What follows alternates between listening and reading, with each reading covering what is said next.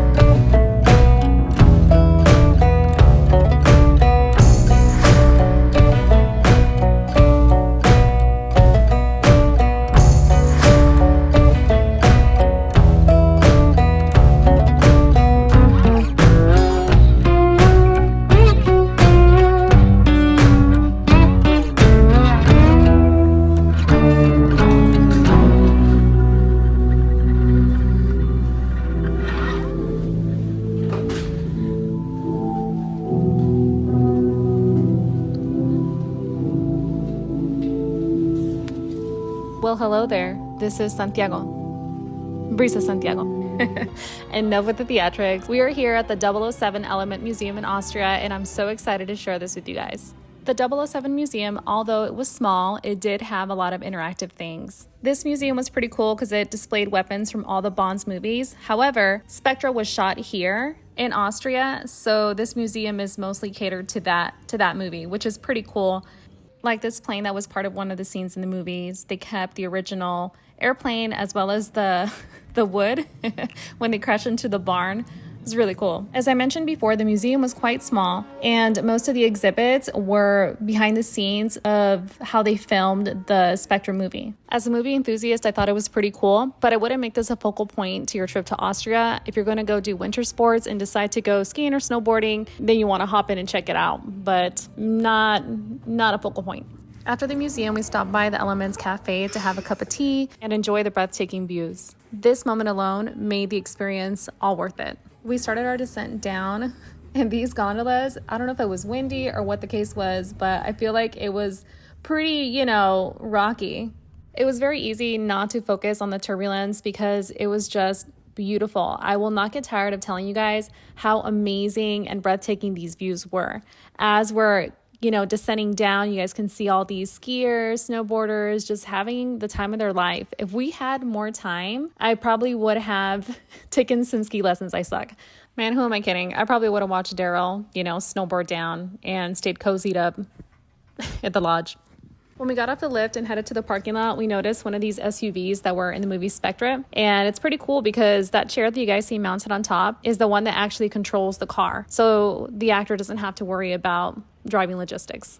Later on that day, we checked into our hotel. I think this one's called Baronworth. I can't pronounce it, but it was the most cute, quaint hotel up in the mountains. Adorable. The Christmas decorations here are much different than the ones in the US. For example, they use wood ornaments and fruit to decorate their tree. And back in the day, they used to use candles as Christmas lights, but now have been modernized as regular LED Christmas lights.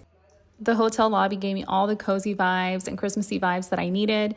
And I thought it was super cool that they had, I think it's called a Yule log, in the lobby as well with their Christmas decorations. I've never seen one this big, and I thought it was super cool. They had pine cones, they had dried oranges, dry apples, and the teddy bears were so cute. We got so lucky because the hotel also has a restaurant, and everything was closed, and we were starving. I ordered this soup dish that's traditional to the area. It had this really hearty cheese dumpling, and the beef broth was just so good. It's what I needed after a cold day.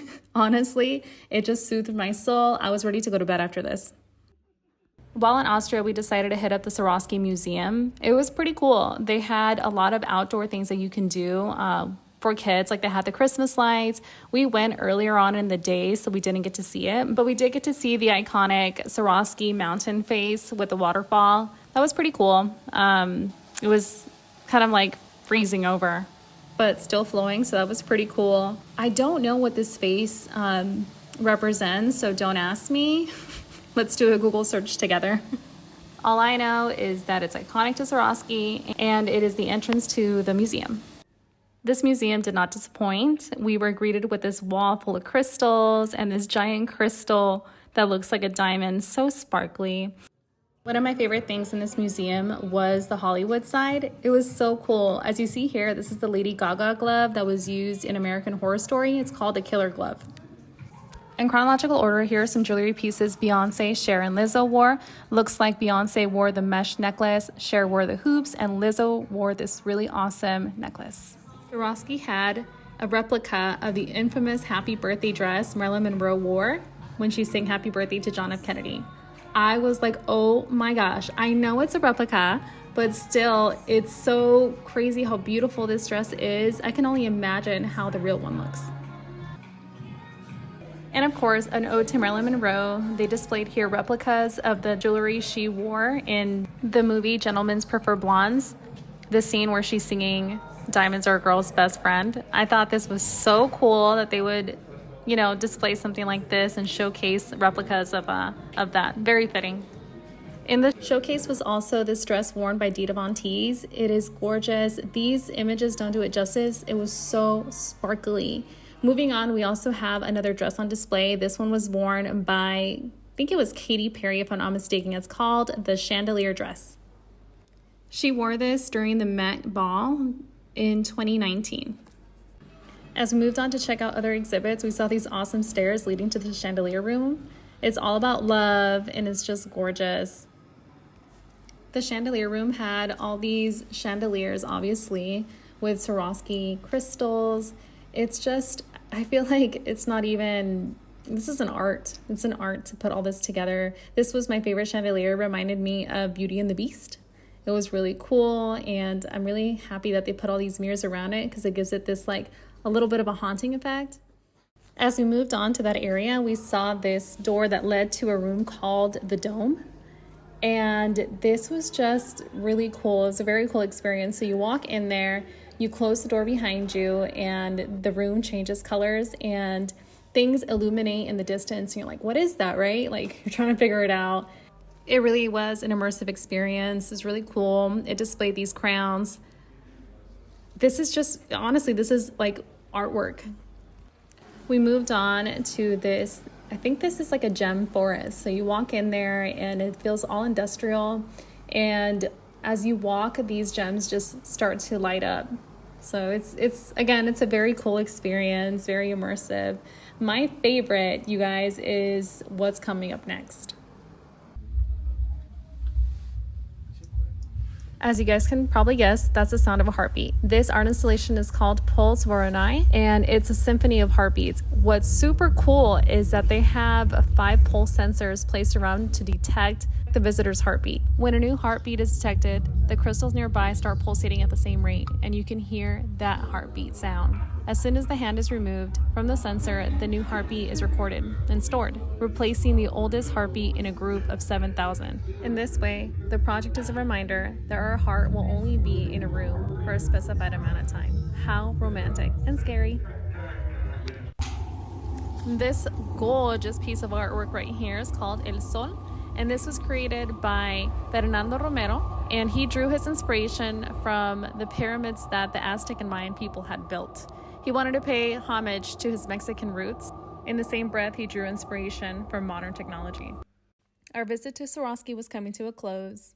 The last exhibit was called Timeless, where it focuses on the founders of Swarovski and this cute mouse that started it all, you guys. It always starts with the mouse.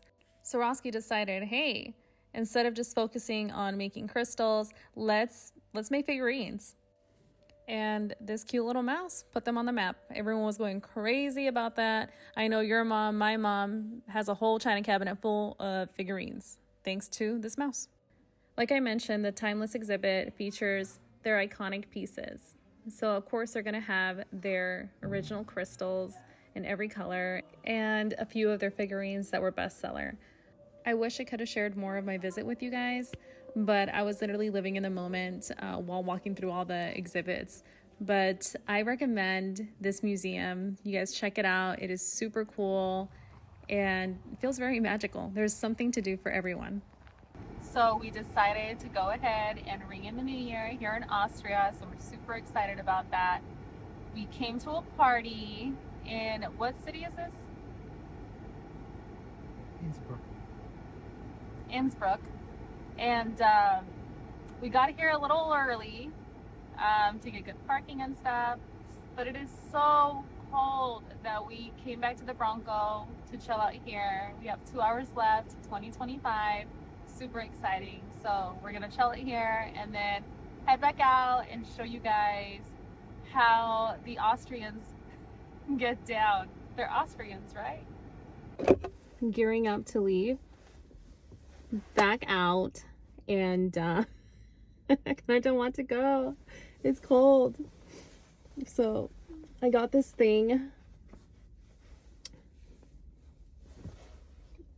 to cover my ears because it's so cold. Forgot to get a beanie. It's kind of cute. I don't know. What do you guys think?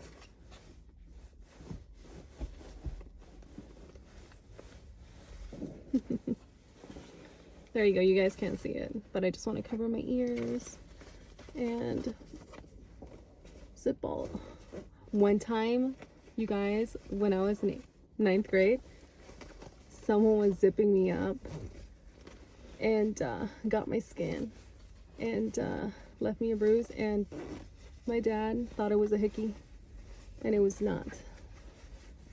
So let's hope that doesn't happen. Ooh.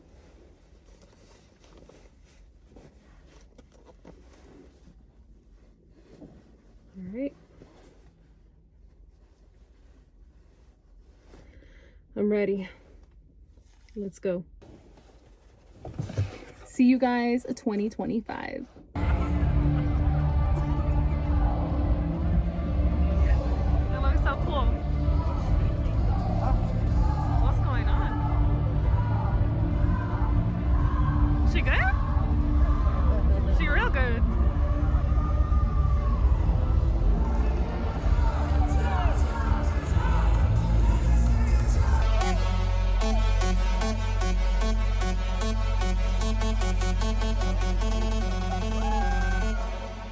Keep your hands up high, you know what to do, we clap together!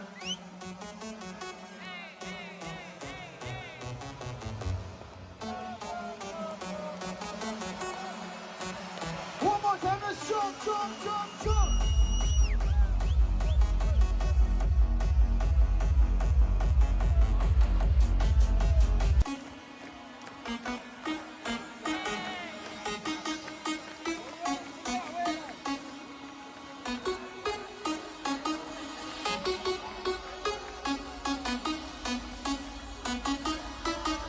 Come on, put your hands up! 1, 2, 1, 2, 3, let's go!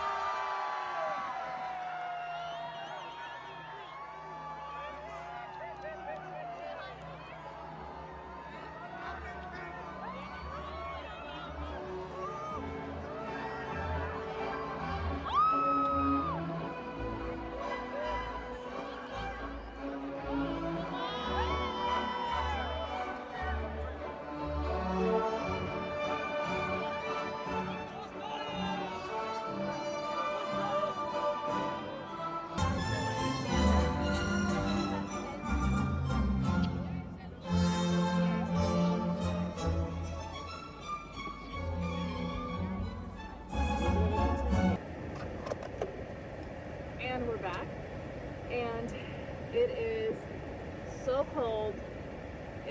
How many degrees? It's 32 degrees, but I swear to you, my toes are frozen.